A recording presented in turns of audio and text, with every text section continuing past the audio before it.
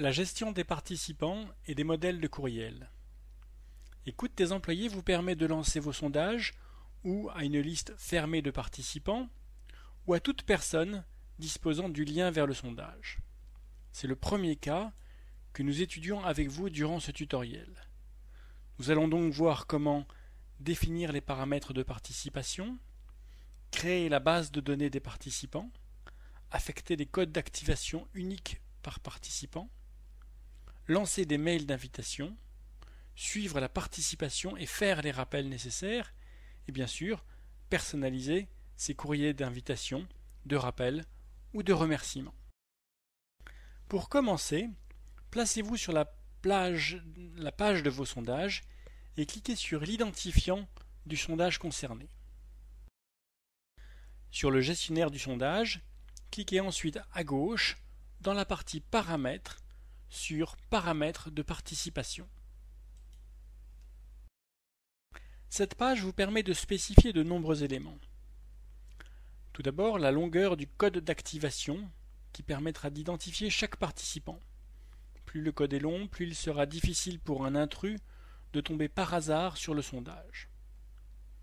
Vous pouvez spécifier si les réponses doivent être anonymes.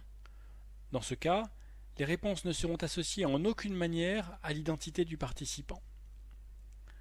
La persistance des réponses, cela permet notamment par l'usage de cookies de permettre à un participant de revenir sur un sondage pour compléter ses réponses. La possibilité de répondre plusieurs fois à un même sondage, cela permet par exemple de lancer plusieurs fois un même sondage et de comparer, suivant le mois ou l'année, l'évolution des réponses.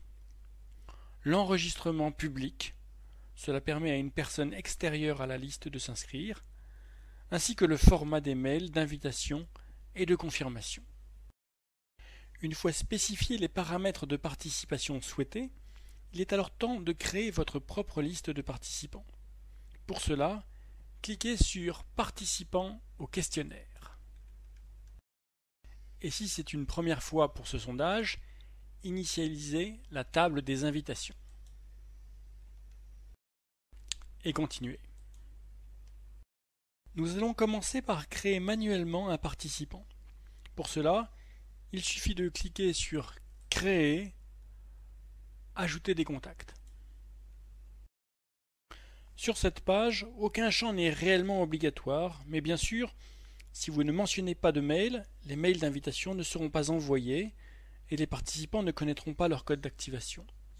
Si vous ne marquez ni le nom ni le prénom, les mails d'invitation ne seront pas personnalisés.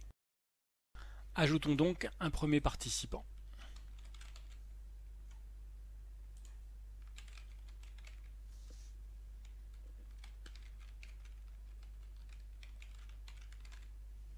Puis cliquez sur Sauvegarder. On peut bien sûr télécharger une liste complète de participants. Pour cela, cliquez sur Créer, Fichier CSV. L'import se fait au format CSV en respectant attentivement le format imposé et en mentionnant en en-tête de colonne les noms des champs indiqués. Mais revenons au menu précédent. Pour reprendre en lecture la liste des participants, cliquez sur Voir les contacts. Vous pouvez alors y voir par exemple les noms, prénoms, adresse email, langue des participants, ainsi que les dates d'envoi du mail d'invitation ou de rappel si un mail leur a été adressé. Vous pouvez aussi, en utilisant les petites vignettes sur la gauche, supprimer ou éditer les contacts, envoyer un mail d'invitation ou répondre au sondage en tant que cette personne. Vous pouvez enfin générer les codes d'invitation. Ces codes vont construire pour chaque participant un URL personnalisé qui permettra l'anonymat des réponses ou permettra d'empêcher les réponses multiples ou bien les deux, bien entendu. Vous pouvez alors envoyer les mails d'invitation et de rappel.